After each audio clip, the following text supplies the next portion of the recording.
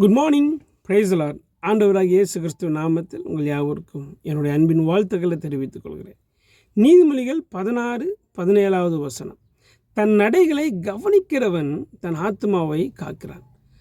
வேதம் மிக தெளிவாய் சொல்கிறது, எவன் ஒருவன் தன்னுடைய வாழ்வை அனுதின ஜீவிதத்தை கவனித்து பார்க்கிறான், சீர்தூக்கி பார்க்குறான். நம்ம சரியாக வாழ்கிறோமா, நம்ம மற்றவங்களோடு கூட இருக்கிற உறவில் சரியாக இருக்கிறோமா, அல்லது நம்ம மிஸ் பண்ணுறோமாங்கிறதெல்லாம் எவன் ஒருவன் கவனிக்கிறானோ அவன் தன்னுடைய ஆத்மாவை எல்லா தீமைக்கும் எல்லா தீங்குக்கும் அவன் விலக்கி காக்கிறவனாக இருக்கிறான். பைபிளில் தன்னுடைய வாழ்வை கவனித்தவன் அப்படின்னு சொன்னால் யோசிப்பை தான் சொல்ல முடியும். ரொம்ப கவனமாக இருந்தார் தன் வாழ்வில்.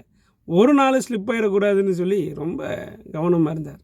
நீங்களும் நானும் நம்ம வாழ்வை குறித்து கொஞ்சம் கவனிப்போம். எல்லா ஏரியாலையும் கர்த்தர் உங்களை ஆசீர்வதிப்பார். ஆமென்.